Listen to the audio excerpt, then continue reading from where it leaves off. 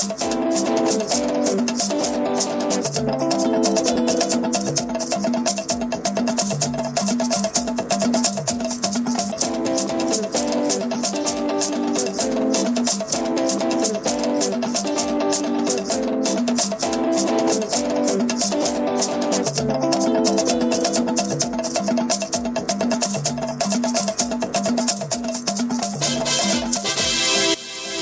evening and thanks for joining us on Nationwide today on the network service of the NTA. I'm Elizabeth Omori. Now let's begin with the judiciary. The Supreme Court has affirmed Governors Samuel Ortom of Benue State and Amadou Fintiri of Adamawa State as duly elected. Our judiciary correspondent Vera Chumba was at the Apex Court earlier in the day and now joins me in the studio to talk more on the Supreme Court rulings. It's nice to have you in the studio, Vera. Thank you, Elizabeth. All right, so tell us, on what premise was the judgment based? For the Adamawa State election, the judgment was solely predicted on overvoting. Okay. The issue of overvoting came out very prominently. The Supreme Court was of the opinion that where the overvoting resulted in the election of Fintiri, that counts substantially. But the overvoting could not be established. And then he said that they mentioned 385 voting units, polling units, where the overvoting is supposed to have taken place. Okay. And then in about over 2,000 words. But when the Supreme Court looked at what the Court of Appeal and the Supreme Court could not look at before they gave the judgments, the Supreme Court also looked at the issue of voting in line with the issue of overvoting in line with the Electoral Act, and found that the allegations of overvoting could not be proved, given the fact that the figures he gave when they tried to look at the figures, the way he came out, he said even if the figures were to have been counted or made, but the due process must be followed, which they did not follow.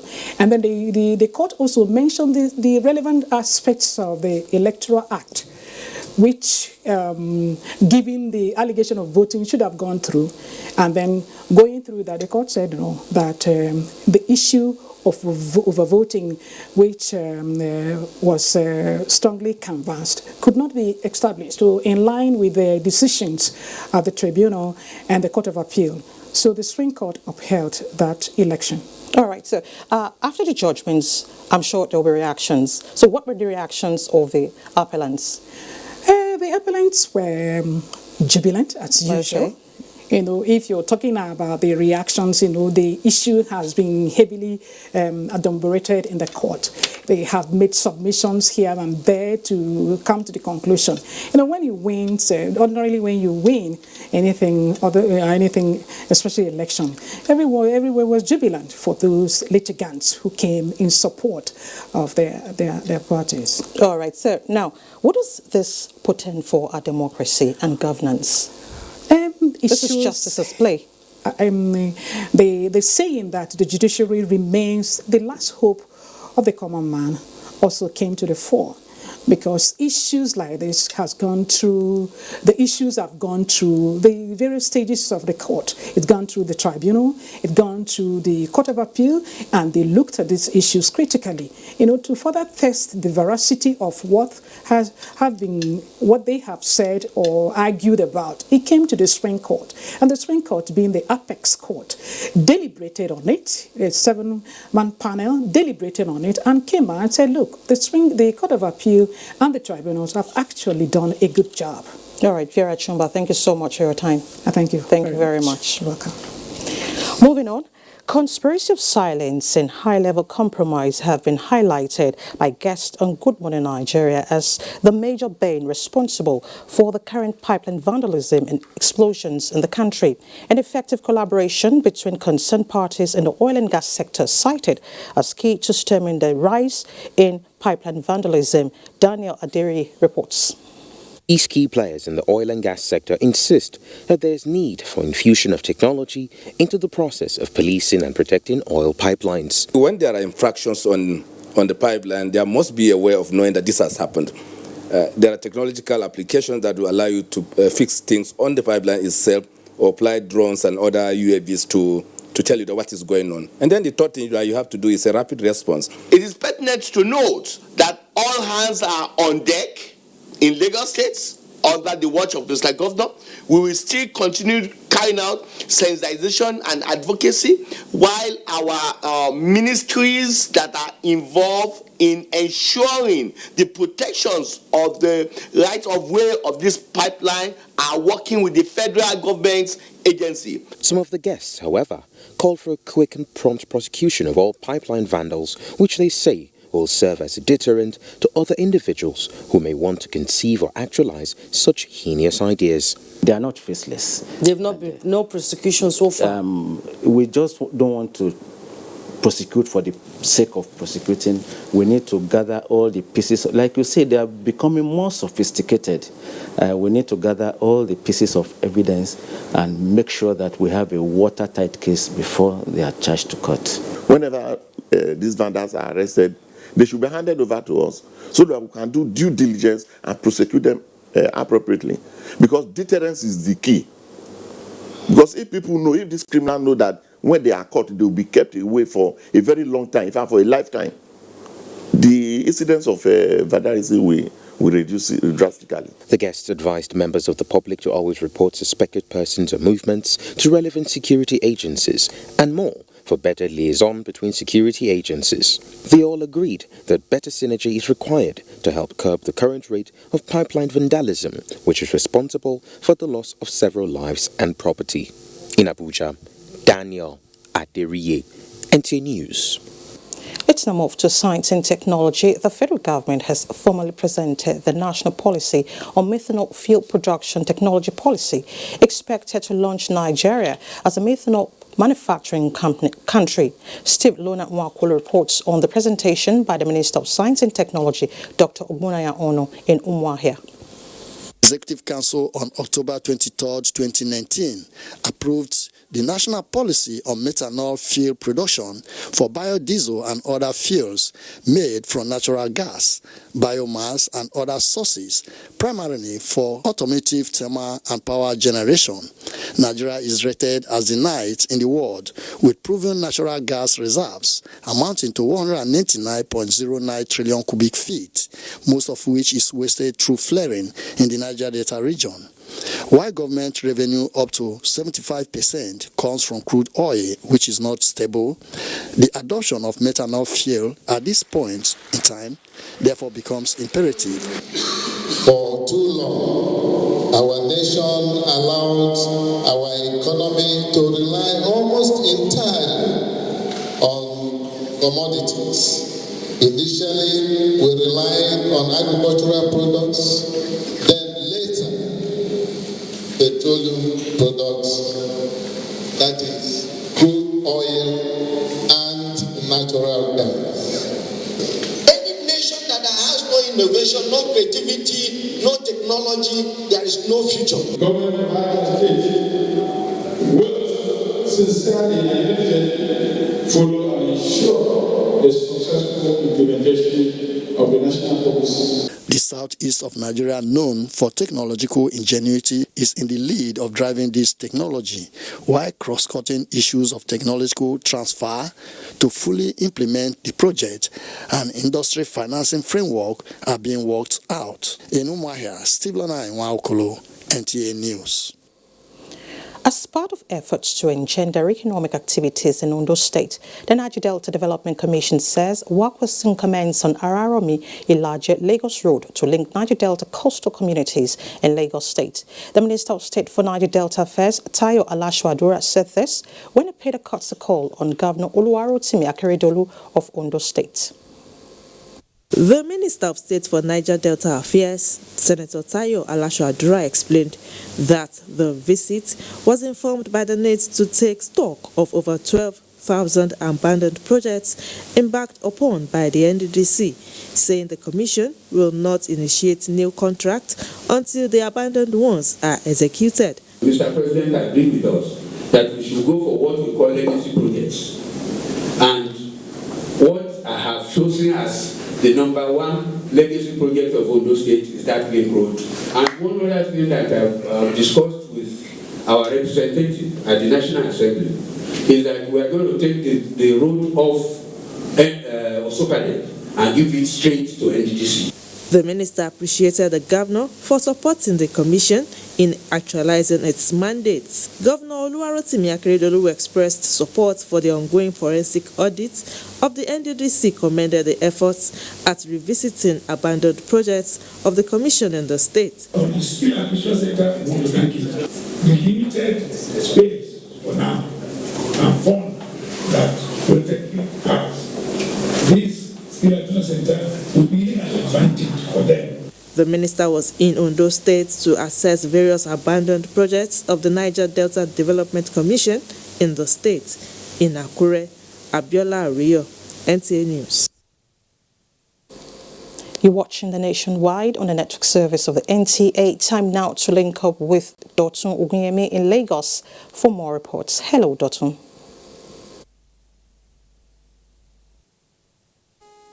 Hello, Elizabeth, and thank you for joining us in Lagos, where we begin with not-so-cheering news that while residents of Abule-Egba are still gathering the pieces left behind by the pipeline explosion that claimed 5 lives and left many homeless, traders at the scrap metal section of the popular Alabarago market in Ojo local government are counting their losses following a fire incident caused by a tanker which fell and discharged its content. Jeston Moses reports. Young Shade was one of the victims of the fire incident.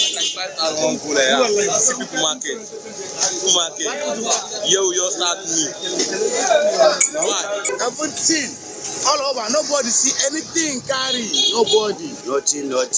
Nobody see anything, don't see. All Alaba, fire. The fire, according to eyewitnesses, was allegedly caused by the carelessness of the tanker driver who threw caution to the wind while discharging kerosene to the customer. The hose used in discharging the product to the customer, they noted, disconnected from the tanker. The driver, in his attempt to fix back the hose, failed to switch off the generating set, which eventually sparked into flame as kerosene splashed on it. No green up the engine. They say make up the engine. There's one woman where they sell ayaba here. They say make up the engine and let the hose join a diesel. In no green, in no here. The raised scrap metals are however being evacuated and traders are ready to get back to their businesses as efforts are ongoing to erect temporary structures in place of the 8 affected shops. The traders are grateful that no life was lost to the incident. In Lagos, Jeston Moses, NTA News. Despite expectations that the Lagos-Ibadan Railway project will be completed by April this year, Minister of Transportation Rotimi Amechi says this might not be visible. The minister stated this during his routine monthly inspection of the project. Despite the work done so far at the train stations, as well as lane of tracks along a significant portion of the 157-kilometer standard gauge rail line, construction of bridges and tunnels, the desire to see this 1.5 billion naira project completed by April might not be possible. They believe that by April they will be ready. I don't know if that will be true or not. Let's wait and see. This, the minister attributes to a few delays in getting some of the equipment to work. The fact that administratively they are not able to berth the equipment that they need to complete this. The glasses, the doors, the windows, everything that they've imported are still not even in the seaport, but waiting to berth. And they're not able to berth because it's not yet their turn. So we're going to have a meeting with MPA to resolve all that. I've seen, the level of commitment that the Honourable Minister and his team have put onto this, and I also am able to visualize that in a few months, this is going to change the economy of Oyo State in particular. It's going to change it significantly. clearly unsatisfied with this reality. Tasking the contractors and ironing grey areas are a priority for the federal government. The federal government has reiterated its determination to use the maritime sector to spur economic transformation. The Secretary to the Government of the Federation, Boss Mustapha, who stated this in Lagos, explained that the ease of doing business policy is one of the initiatives aimed at unlocking the untapped opportunities in the sector. Ports operations is one of the 5 major components of the ease of doing business. Harmonizing the operations of the agencies at the port into single interface units, 24 hours operations and removal of touting are some of the measures strategically mapped out to achieve these mandates. Secretary to the Government of the Federation believes the implementation of this policy has led to the introduction of measures like the final billing system, 24 hours issuance of sailing clearance, and the cabotage waiver regime plans, which in turn are imparting on efficient service delivery by terminal operators, prompt fulfillment of financial obligation, and improved turnaround. Nigeria has improved in the World Bank Ease of Doing Business Index by 39 places, and our goal is to get to be among the first 70.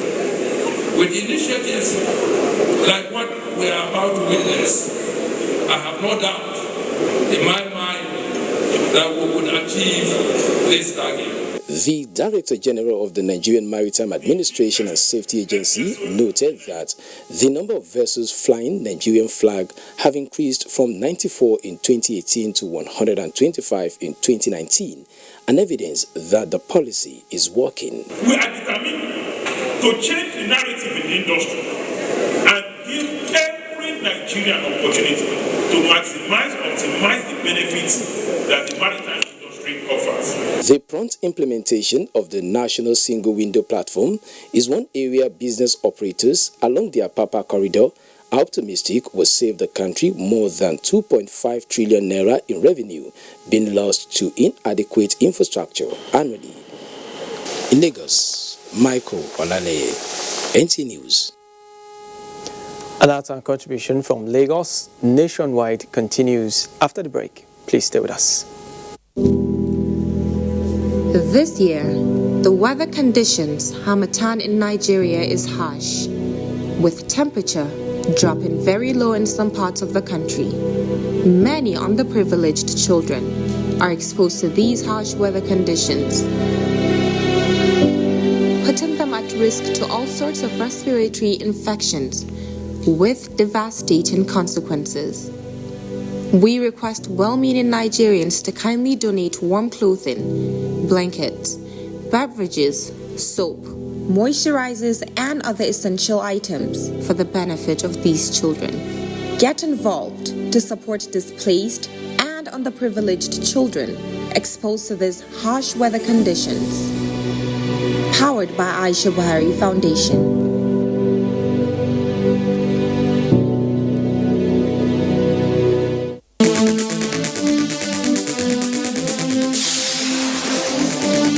On Tuesday Live this week, the challenges and prospect of eco-currency and derivable gains of the 2019 Finance Law is our focus. Tuesday Live at 10:30 p.m. promises to be incisive and informative. Don't miss it.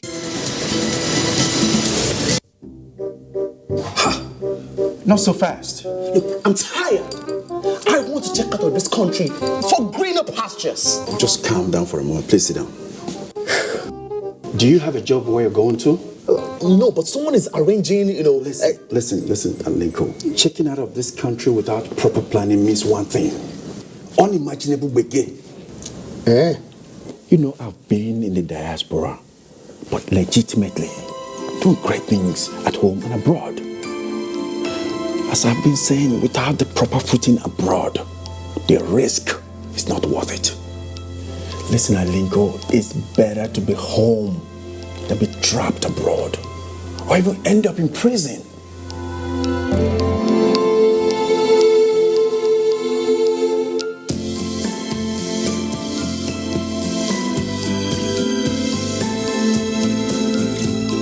Are you a business owner struggling struggling to find your way? Smedan is the answer. The Small and Medium Enterprises Development Agency of Nigeria is here to help you succeed and gives you entrepreneurship training that will make your business grow big. It can create access to finance. Smedan can help you prepare a good feasibility study and link you up with the finance institutions that would fund your business. It can also create access to market through local and international trade fairs, opportunity fairs, and exhibitions. Smedan also organizes programs to identify innovative entrepreneurs and promote their business ideas. For further information, contact us at Plot 35, Port Harcourt Crescent, Area 11, Garaki, Abuja, or visit our website www.smedan.gov.ng or any of our state offices in the 36 states of the Federation. You can follow us on all our social media platforms: Facebook at NTA Network News, Instagram at NTA Network, Twitter at NTA News Now, YouTube at NTA News Online. Or visit www.nta.ng.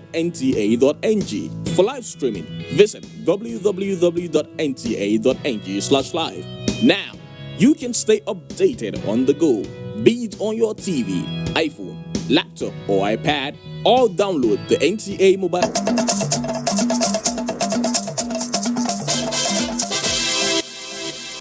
Thanks for staying with us. Let's talk security. Following incessant attacks and kidnappings along Maiduguri-Damaturu Road, the theatre commander, Operation Lafia Dole, Major General Olusegun Gabriel Adeni, says the highway is now safe as the military has re-strategized and intensified patrols to deal decisively with Boko Haram terrorists on the road. The theatre commander says there will be no more checkpoints along the routes, but strong mobile operation teams. Maimuna Garba reports. The growing fear and tension due to insecurity on the highway necessitated the theatre commander to call for the press conference, considering the importance of the road to Borno State, as it is so far the only safe exit and entry point, as well as link to other parts of the country. Major General Olusegun Adeni said the resurgence of activities of terrorists on the highway was as a result of failure by the terrorists to achieve has degraded the Boko Haram terrorists, which made them resort to attacking soft targets. I want to assure every Nigerian not to fear Boko Haram. Maiduguri Damaturu Road is very safe. General Adeni further announced that there will be no checkpoint from Jimtulo to Kukareta, stressing that military has intensified clearance and long-range patrols with heavy military presence, among others. And no vehicle should stop for them. The time for opening, which is 8 o'clock, will continue to remain. And then the present timing of closing that road by 6 o'clock will remain. The theatre commander further assured Nigerians of the military's commitment to rescue those abducted by the terrorists in Maiduguri. Maimuna Garba, NTA News. Away from security, draws for the second round of 2020 FIFA World Cup African qualifiers currently holding in Cairo, Egypt. Joining us live via Skype from Cairo, Egypt is NFF Secretary General Dr. Sanusi Mohammed. Good to have you, Dr. Mohammed.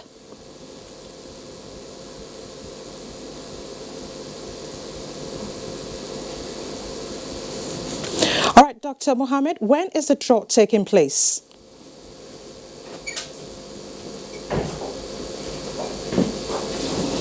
The reception will start by 6 o'clock and the will be conducted by 7 p.m.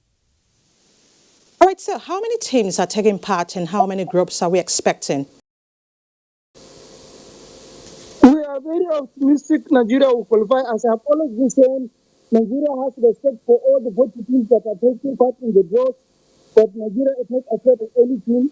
The players themselves have said so, and we remain committed to making sure that we make Nigeria proud. Football is 11 versus 11, and we are very much aware of that. What we just need is players from Nigerians so that any group we find ourselves, we should be able to excel. All right, Dr. Sanusi, this is the much I can take from you right now. We need you to frame up yourself properly. We'll get back to you. Thank you. Okay, we can see you clearly now. It's clearer now. All right, we'll get back to him later.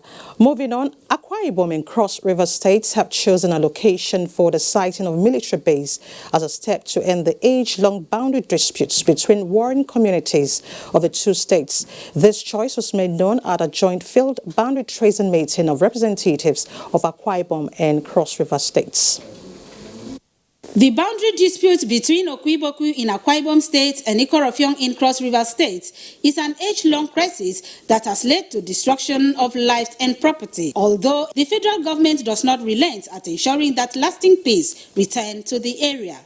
Sequel to this, a joint field boundary tracing meeting led by the National Boundary Commission was held to enable the state make their choice of location for siting of military base for quick response that will restore peace for proper boundary demarcation between Akwa Ibom and Cross River states. Decisions taken will be communicated to National Boundary Commission. Problem or the theater of war, unquote, is between the two bridgehead and the Opokom Bridge. Our first location of choice is the ruins of Ikorofiong. Delegations from both Akwa Ibom and Cross River State were of the opinion that the military-based siting should be done without sentiment to enable lasting peace in the communities. The creation of the two states was only for administrative convenience. It wasn't so that we can start fighting and killing ourselves. Meanwhile, the military, in collaboration with the National Boundary Commission, have the final decision on the location for siting of the military base. In Uyo, Charity James, NTA News. And Zulay is standing by in our Kaduna studio for more reports on Nationwide. Hello, Zulay. Elizabeth, and welcome to Kaduna. Troops of the Nigerian Navy School of Armament Technology, Kachia, Kaduna, have rescued more than 20 kidnapped victims and 9 of their abductors. Suleiman Abdullahi Gachkum reports. It has been a 4-month hide-and-seek struggle between the 9 suspected kidnappers and operatives of the Nigerian Navy School of Armament Technology, Kachia. Continuous surveillance and tactical operations by the troops led to the rescue of 28 victims, including Fatima Abdullahi and Peter Zamani from the abductors. We were kidnapped on the highway. I spent 3 days in captivity. They kidnapped us in the midnight. They didn't do anything to me, but the trauma is severe. Commandant of the school, Rear Admiral Tanko Yakubu Pani, acknowledged the successful arrest of the suspected kidnappers and rescue of the victims, describing it as a warning to all criminal elements operating within Kachia and other parts of Kaduna State. We want to assure Nigerians that the Nigerian Navy will continue to do her best in collaboration with other security agencies to protect lives and properties of citizens of this nation. However, we appeal to members of the public and community leaders to assist with credible information about the disposition of criminals. The arrested suspects have been handed over to Department of State Services for further investigation and prosecution. From Kachia, I am Suleiman Abdullahi Gachko, NTA News. And talking about the legacies of Sardauna exploiting the agricultural comparative advantages of the northern part of Nigeria towards reshaping its destiny of its people was the focus of the 2020 lecture series of Sir Ahmadu Bello Memorial Foundation held in Kaduna. Major Ma Adamu reports. With a population predicted to double by the year 2050 and agriculture the driving force of the economy still practiced at subsistence level by over 90% of the farming populace, the imminent socio-economic crisis this portends prompted the annual lecture series of the Ahmadu Bello Memorial Foundation to look at ways of enhancing the agricultural competitiveness of the region. Enhancing multiplier effect of efficient agricultural practices is the focus of this conference, and the surest way to the attainment of this objective, according to a foremost Nigerian farmer and the key speaker at this occasion, Admiral Mutara Inyako, is radical departure from the ignorance-induced mode of practices that brings inefficiency and failures in the system. We cannot go by a regimental approach to it and expect progress. So we have to organize people education His lecture entitled Integrated Agriculture for Food Security and Sustainable Economic Regeneration of Northern Nigeria focused on the imperative and technicalities of paradigm shift to global best practices for agricultural business. I'm glad that we are reawakening and then reminding the need to give prominence to the agriculture, to provide all it takes in terms of the value chain so that the farmers can benefit from their sweat. We need to have an approach of commercial farming, and people cannot jump from subsistence to commercial unless they know the road very well. There is consensus among participants on workability of anticipated blueprint arising from the conference through collaborative efforts of stakeholders along the production value chain. Majama Adamu, NTA News. And giving back to society, an anonymous individual has made a difference in the lives of 400 Almajiri and orphans in Kaduna.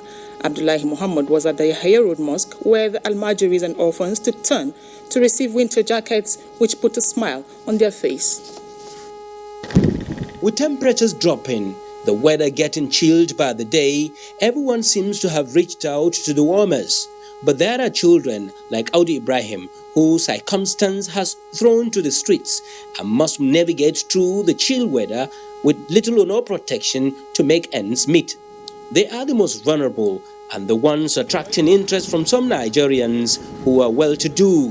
One of such individuals donated in trust to the Yahya Road Masjid Committee 400 jackets for the children. These the committee took the pains to distribute with utmost honesty. Buhari Ibrahim is 9 years old, and the looks on his face tells how he feels to have a jacket when he needed it most. The weather is quite unfriendly. It forces me to wear more than one jacket. The Masjid Committee says it has been handling the distribution of donations to the needy for ages with commendations. We have been trusted by many people who donate and we distribute. Now, Buhari and 300 and other Almajiris will face the weather with confidence. In Kaduna, Abdullahi Muhammad, NTA News. And that's our bit from here. It's back to Elizabeth in Abuja for more on Nationwide. Thank you so much, Soleil. Moving on, the vigilance of the combined crack operatives and detectives from the IGP Special Tactical Squad Intelligence Response Team and the Anti-Terrorism Unit of the Niger Police have led to the arrest of 60 high-profile criminals. Francis Firm reports that they were paraded at the Qatari Police Divisional Headquarters, Kaduna State. Lying lonely along the Abuja-Kaduna Highway, Qatari village became notorious as men of the underworld turned this once peaceful settlement to an operational base, a development that attracted the attention of the police with the establishment of Operation Puff Adder, leading to the arrest of these different gangs of suspects. We are passionate and resolute in this regard, and we continue to work even at the risk of our own lives, to ensure that your lives and the lives of other Nigerians, including their property, are safe. 19-year-old Saidu Adamu is Suleiman's gang leader. They planned to kidnap the current chairman of Rafi local government, Kagara, in Niger State. But the timely intervention of the police crack operatives led to the abortion of the unholy plan. This Bajaj motorcycle is mostly used for transportation, but 45-year-old Haruna Saidu has designed a chamber beneath the seat, which acts as a concealment chamber for moving weapons from one part of the country to the other. He's conveying rifles for one Shaibu from Katsina to Niger before he was arrested. This weapon was smuggled into Nigeria from Libya. 31 assorted weapons were recovered, 10 of which are AK-47, 9 are AK-49 rifles, 365 live cartridges, as well as 469 live ammunition were recovered from the suspects. Francis Form, NTA News. You're still watching Nationwide on NTA. Time now to link up with Jenny in our Port Harcourt studio for more reports. Hello, Jenny.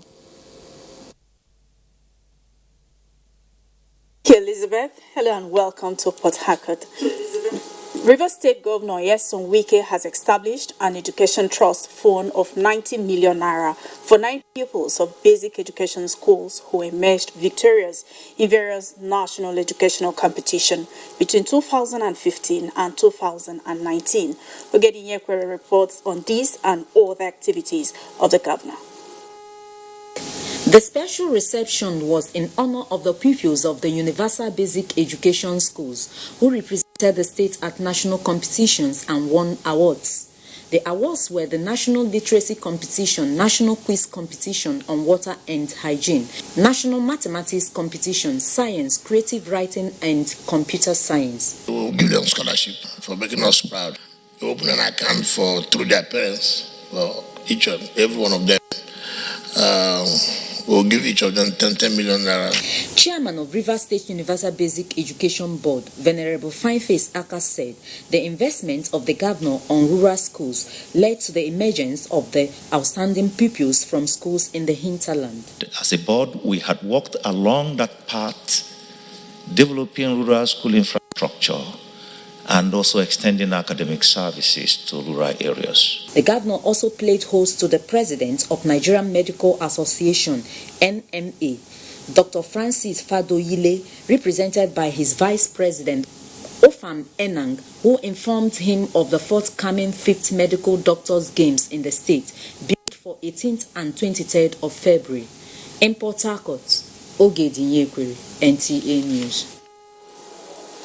And now to infrastructure. Work is now at substructure stage at Garrison Flyover Bridge construction site in Port Harcourt. This project, embarked upon by the state government, is to decongest traffic in major roads in the city. Ijoma Ugweke has a situation report. Infrastructure development is a cardinal responsibility of any meaningful government. Good road network also contributes to economic growth of a state and country. Following the traffic congestion experienced by motorists and other road users along major roads in Port Harcourt, the state government took up the challenge to open up major roads to ease movements of goods and services with construction of additional 3 flyovers. It's not mindful of this hardship, and some temporary routes are being created to divert traffic, also to cushion the effect of the traffic jam that people are experiencing now. I alighted and trek cross before I will still pay another money to where I'm going. For me, I know it's just for the main time. It's a welcome development, although it's somehow stressful for us that are, the people walking around the place. But I know with time here will be a very beautiful place and it will be more motorable. Site supervisor Samuel Edward, who spoke off camera, said the project has entered into the substructure stage, which entails raising of column and filling the base in preparation for crossing of the beams for the flyover bridge. While appealing to road users to use road diversions, he said the blockage of the road is to pave the way for speedy construction. The project is expected to be completed within 18 months. In Port Harcourt, Ijomu Gweke, NTA News. Economic activities and vehicular movement were disrupted for hours at the popular Ikoku spare part market on Ikwere Road. This is sequel to the protest by artisans and traders who are demanding justice for the alleged torture and murdered mechanic Chima Ikunando by operatives of Eagle Crag Wing of Nigerian Police, Mile 1 Job. Kingsley Amajiri reports. The protesters blocked all the major entrances to the Ikoku spare parts market, demanding justice for their deceased colleague. What they are asking for is justice for Chima, who was allegedly killed by the Nigerian police authorities and the other 4 artisans. ICRAC carry them because of one-way drive, where they drive for our jeep. We begin run around for police station. When we carry food, go give them. Police people go eat food. Collect 1,000 from our hand. They don't go carry that food. Give them. The owner of the car the late Chima was driving before he was arrested for alleged traffic offense said the late Chima was his mechanic for over 4 years. The cars that they've released to the owners and they've verified that the cars were not stolen, the owners never complained that the cars were stolen. They put that on the charge sheet. Another brother to the deceased alleged foul play on the police autopsy report. Let them bring the cops. There's so many doctors. They will do the autopsy, this thing. They broke that boy's leg, broke all his bone everywhere. The very day that boy died, those boys inside the cell was the one that carried Chima, my younger one, and put inside the vehicle for them, then drove out. When NTA News contacted the State Police Public Relations Officer, Nnamdi Omoni, for comments, he declined, saying he was indisposed on health grounds. In Port Harcourt, Kingsley Amajiri, NTA News. And that's our offering from Port Harcourt. Nationwide continues after the break.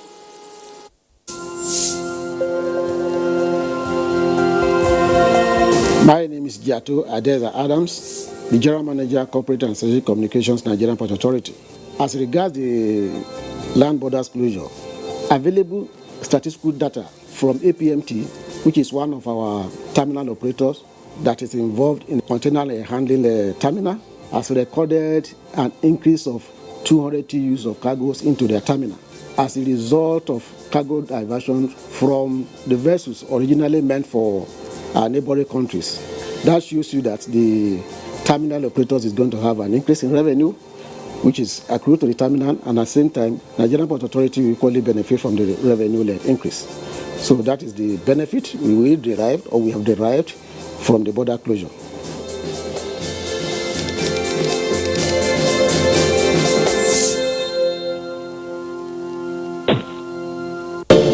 These days, people get their news and information from more media sources than ever before. Some of the news and information given are fake, unverified, doctored, and manufactured to create confusion, stir disaffection, and cause disunity. Before you believe or share any news, ask yourself, is this real? Is it from a credible source? Is it verified or verifiable? Fake news is dangerous, whether you do it for fun or for political gains. Real people can get hurt. Fake news, don't create it, don't spread it. This is a public service announcement from NTA.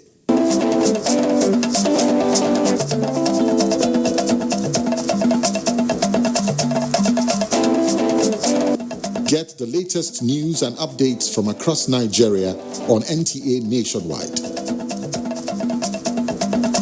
NTA Nationwide, weekdays by 4 p.m. Get it first, get it fresh.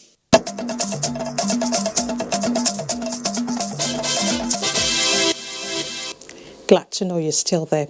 To education, the recent move by the National Universities Commission to unbundle mass communication to 7 different departments in the Nigerian universities has been described as a strategy that would propagate competent and professional journalists in Nigeria. Yohana Hassan Barat reports that experts in the communication sector also believe that the initiative, when sustained, will promote the profession to compete globally. The emerging concept of the communication world was what made stakeholders in the sector to come up with new circular that will suit the global competitiveness in producing journalists with competency and know-how in the profession. Professor Umar Pate is one of the scholars who are brain behind the unbundling of mass communication in Nigerian universities. Even in the advertising industry, you could see that the existing funding model, particularly in contexts like Nigeria, of relying on advertising revenue, relying on government subvention, relying on sales or subscription, these ways can no longer give the media the required resources for them to be able to function well. The 7 different departments created are to offer specialized courses in public relations, advertising, cinematography, broadcasting, film and multimedia studies, development communication studies, and information and media studies, which all depends on the availability of facilities in the university that is willing to offer the courses. Of our curriculum for mass communication, it has been dormant for almost 3 decades. And like before, when you graduate a student, you expect him to be an expert in PR, in advertising, in print media. As it is now unbundled, if you specialize, you find out that you'll be a better graduate because you have a mastery of whatever course that you studied. Bayero University Kano is ready to set the ball rolling with the state-of-the-art facility of this studio. This is one out of the 3 studios in this faculty. It is ready to take off by February 2020. Though the unbundling will not affect those that are currently running program, but it will take effect in 2020. In Kano, Yahana Sahasambaro, NTA News. Thank you, Yahana, sir. This is Nationwide on the network service of the NTA, and Zenret in Jos has the next set of reports for us on Nationwide. Hello, Zenret. Beth, and welcome to Jos. Residents of Jos have continued to react to the Supreme Court's judgment on Monday. Mary Domto sampled opinions of some citizens on the court verdict. Let's join Mary in town. The Supreme Court upheld the election of Governor Simon Bako Lalong. What do you have to say about this victory? Well, for me, it's something that is here to stay. And whether we like it or not, it has been declared so. For what I have to say right now is we as citizens of Plateau State, we have to accept this and then keep praying for the government that the right thing will be done. Lalong has been trying his possible best in this plateau. I personally appreciate him. Well, the victories for everyone in Plateau State, including the PDP. Governor Lalong, being who he is a very unique person. And I'm sure it will just be like what General Gowon said during the Civil War. There's no loser. The victory is well deserved, and it affirms the belief and expectations of Plateau people. With the victory of the governor at the apex courts, this party stalwarts say the governor should focus on the issue of governance in Plateau State. There's a lot of work in Plateau State in the face of dwindling revenue. So there is need to wear his thinking cap again, look inwards. We have to find a way of going to solid minerals. I think there is a large reservoir of medicinal minerals in Plateau State. By this judgment, we'll be able to settle down and carry on with the developmental strides he has put in place with much greater vigor and speed. The mood in town is generally calm as people are seen going about their normal activities. It's back to the studio. Thank you, Mary. A group known as Coalition of Internally Displaced Persons from Jos South, Birkin-Ladi and Riom local government areas of Plateau State has organized a prayer to commemorate 10 years after the Jos crisis of 2010. Caleb Gochin reports that the prayer was held at the Central Mosque, Bukuru. The event commenced with supplications to Allah for seeing them through the challenges since the encounter, which left many lives lost and property destroyed. They described as unfortunate the incident, but are grateful that peace is now being restored fully in the state. The people that are being displaced, they are now in various states of the Federation, and hoping that with the kind of peace that we are enjoying, courtesy the state governor, we will be very glad and grateful to the government to look at the situation of these displaced people. It is the wish of the group that the peace being enjoyed is sustained and the needs of those displaced from their abode are met by the relevant authorities. We are having so many widows and orphans now that we need government to come to their aid. The prayer led by Chief Imam of Bukuru is the first to be held by the group. In Jos, Caleb Gochin, NTA News. There are indications that citizens of Jos are becoming more aware about the benefits of the National Identity Number, NIN, as National Identity Management Registration Centers in the state continue to witness high turnout of people. Ruth Stephen Hoke reports. 2 weeks after the suspension of the mandatory National Identification Number registration for prospective JAMB candidates for the 2019-2020 UTME examination, residents of Jos have continued to avail themselves for the registration. Considering the importance of acquiring the National Identification Number, NIN, they say the process is worth the while. I've already done my own my registration, and I came here so that they will bring it for me. It's fine, and it's moving well. There are a lot of people around here, but it's still going on. State Coordinator, National Identification Management Commission says the importance of the National Identification Number, NIN, is encompassing as it covers areas such as health, travels, and also serve as bank ATM.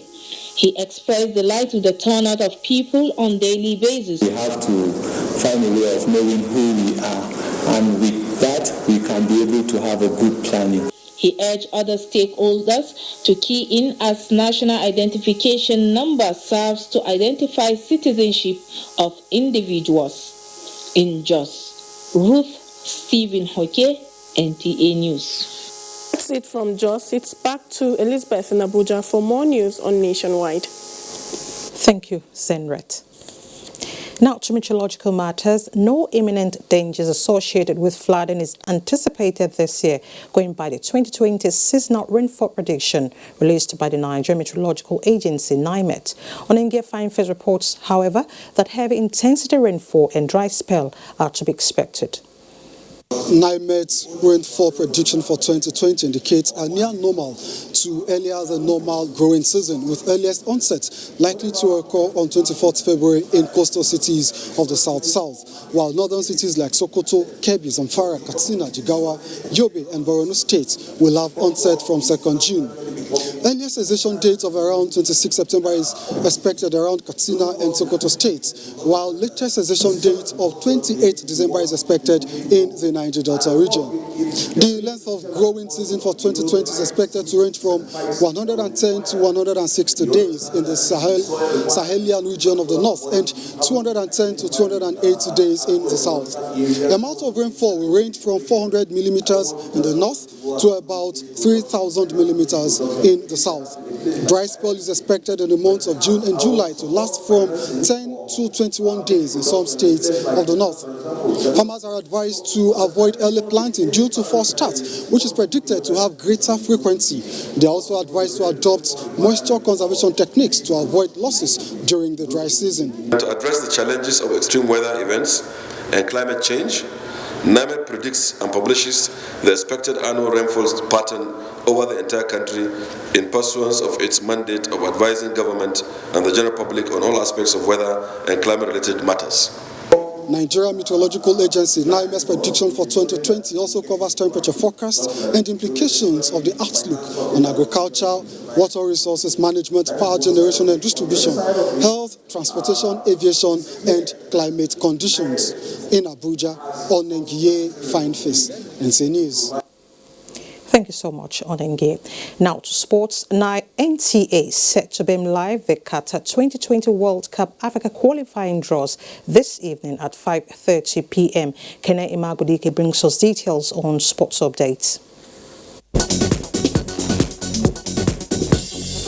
Nigeria's under-19 men national cricket team have resolved to bounce back to contention when they take on West Indies Thursday in their second game at the ICC World Cup in Kimberley, South Africa. The team, which is making a debut appearance at the World Cup, lost by 10 wickets to Australia in their opening game on Monday. About 150 participants from the 5 units of the Nigerian Army Guards Brigade are competing in 14 sporting events at 8th Annual Sports Week at the Aguye Ironsi Cantonment, Abuja.